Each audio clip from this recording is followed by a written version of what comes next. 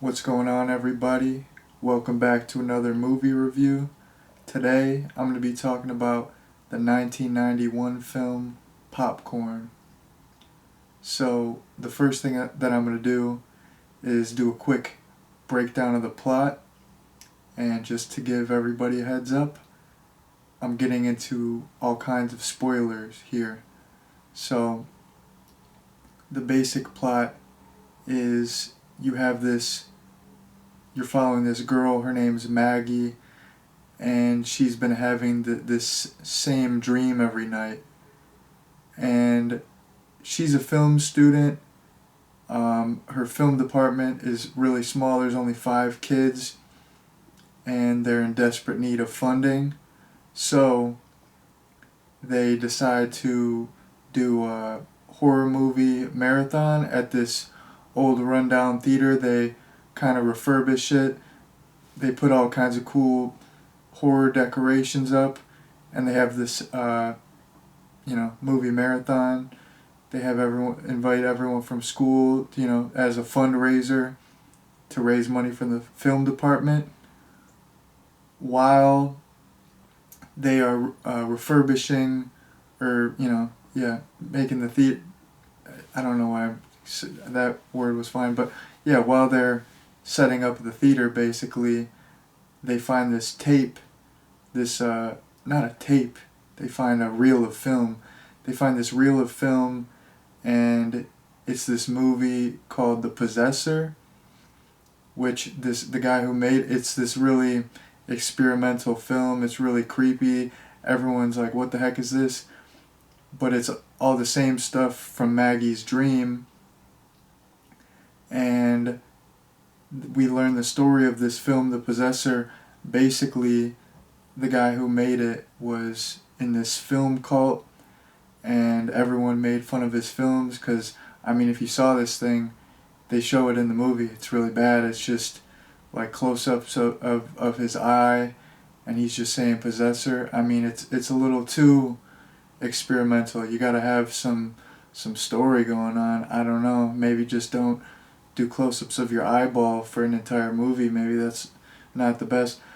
But anyways, everyone hated on his movie, so he got all butthurt about it, and he's like, you know what I'm gonna do? I'm gonna get back at everyone. He could have just made a better movie. He could have took the criticism and been like, hey, you guys are right. Maybe maybe my movie did suck. Maybe I'll make a really cool movie. But no, he got all butthurt about it, and then he's like, the next time I show my film, I'm gonna act out the last scene, and I'm gonna kill my family on stage.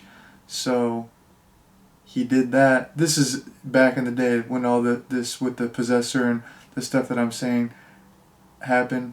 But I'm just telling the story because they were telling the story. The events of the possessor and all this happened in, I believe, the 60s or 70s.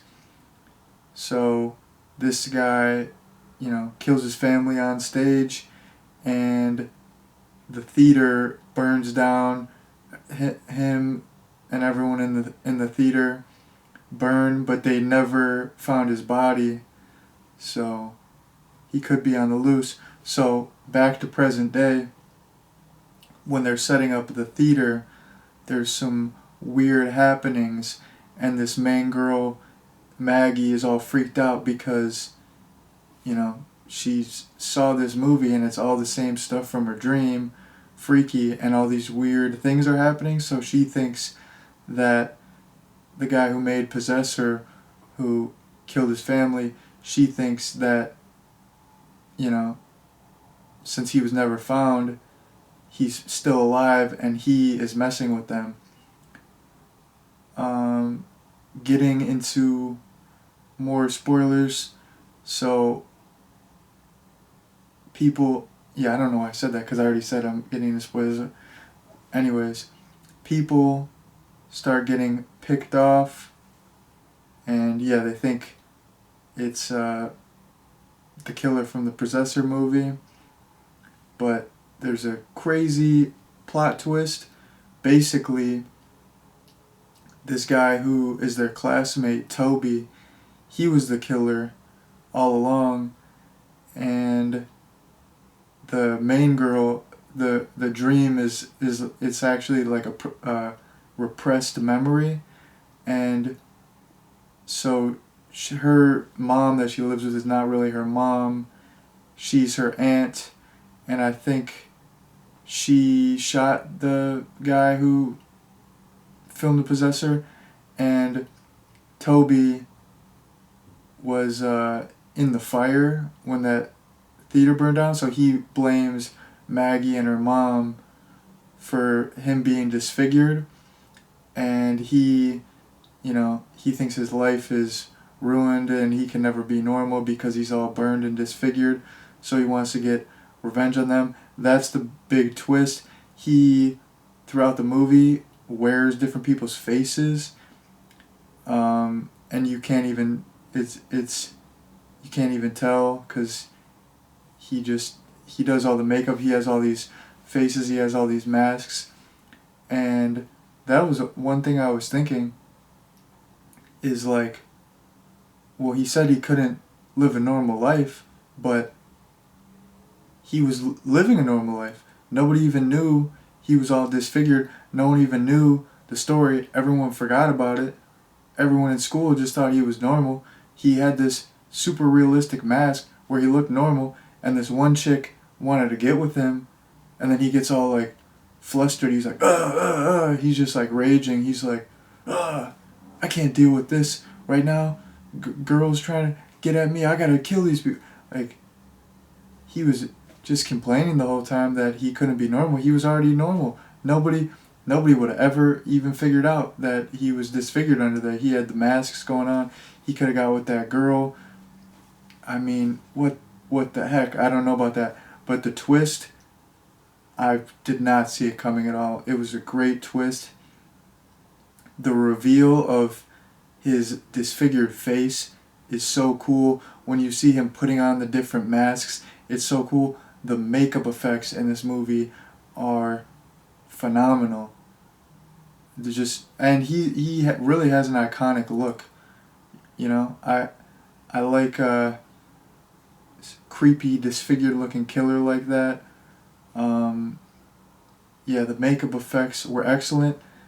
Getting into the kills, I'm saying kills like it's a slasher movie. A lot of stuff that I see online about this movie, it's described as a slasher movie, but I really don't know if I would consider it a slasher. There's really not that many kills. I don't know what subgenre of horror I would categorize this as, but it didn't really feel like a slasher to me. There was a couple kills though, but there was a couple standout ones. So throughout the movie, when they're doing this festival, this movie marathon, yeah, it's pretty much a festival. I'm just gonna call it a festival. When they're doing this movie festival, there's 3 movies that are shown, and they're all these like old B movies, horror type sci-fi stuff. So the first one, it's this giant mosquito. The second one is this electric guy, and the third one, it's called The Stench. It's this, smelly thing that I believe is killing people in the movie. And it's funny, it's all dubbed, and it's these Asian guys, and they're not speaking English, and it's dubbed in English, like really badly. It's on purpose. It's funny. All the movies are supposed to be like the movies that they're seeing are original movies that were made for this movie, and they're supposed to be like really cheesy B movies. I thought that was cool. But anyways, a couple of the kills. So when each of these movies have like a gimmick where they do stuff in the theater like in addition to the movie. So during the movie with the electric guy, they shock the seats. During the Stench movie, they put this smelly stuff in the theater, and the mosquito movie, they have this giant mosquito and they fly it over the audience. So anyways, 2 standout kills for me are this one guy gets impaled with the mosquito, and then this other kid, he is working like the controls for the shock thing. He gets shocked like during the climax of the movie when the character is shocking people or gets shocked. So those were cool. Jump into the end, the killer actually gets impaled with the giant mosquito because it has like a, like a, pointy thing at the end of its tail. So he gets impaled with that. So I thought those kills were, some standout kills in my opinion. Yeah, during the end, Maggie's boyfriend comes in. He's all heroic. It's funny because earlier he's cheating on her. Like in the beginning of the movie, she's so focused on writing a script, and she's not really trying to have any intimate relations with her boyfriend. And he's a young guy. He's trying to do some stuff. So he brings this other chick to the movie, which I think is so funny because he knows his girlfriend is going to be working there. She's part of the film department. There's only 5 people. Of course she's going to be working. So why are you going to bring another girl there? Like, I'm not condoning cheating, but like, if you're going to do it, be smart about it. Don't go to the place where your girlfriend's going to be working. And then he brings this girl there, and he leaves for 1 second, and this other guy, this big burly boy, comes and sits down next to her, and then she's just like, oh, whatever, yeah, I'll just get with this guy now. So I don't he should have just stuck with his main girlfriend, but they get back together and it's all good. They just forget about it. There's so much crazy stuff happening. They just kind of forgive each other. Let me just look at my notes for a second, see what else I have to talk about here. Oh yeah, the girl from Nightmare on Elm Street 5 is in this. I believe she was I think she was like a swimmer. I haven't seen that movie in a long time, but I noticed her. And Nightmare on Elm Street 5, it's not one of my favorites, but I do mess with that. Like, that has some pretty darn creative kills. It's not Nightmare on Elm Street 6. That one, you couldn't pay me to watch that. But Nightmare on Elm Street 5, I mess with. And then, yeah, Dee Wallace is in it. She's in a bunch of stuff. She's in a bunch of horror movies, but a bunch of non-horror stuff. And she's one of those actresses where she's been in so many iconic horror movies that she makes cameos in a bunch of stuff. She's in, not even a cameo, like, she has a pretty big role in, what is that movie? The Rob Zombie movie. What am I trying to think of?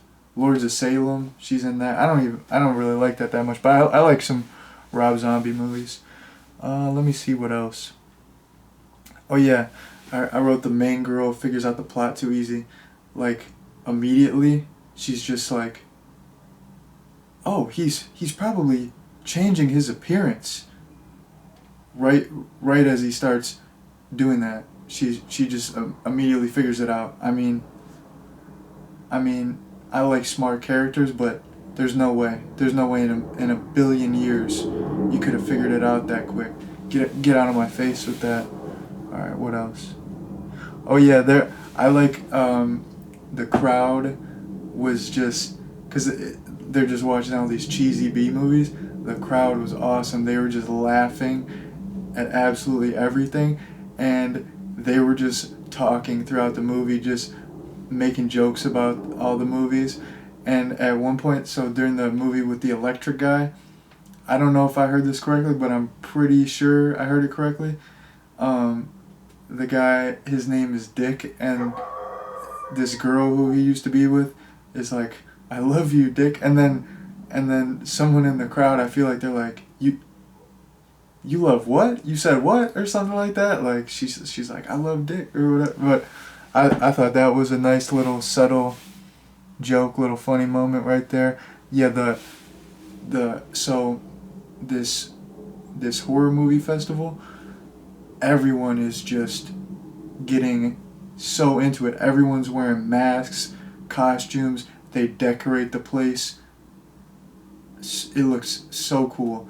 There's this really cool clock where it's a skull and it has this heart dripping blood. Everyone's masks are awesome. The costumes are awesome. It seems like it would be so fun to be there. Everyone's dressed up, laughing at the movies. The masks look really good.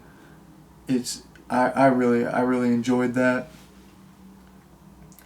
Let me see here. Bear with me one sec.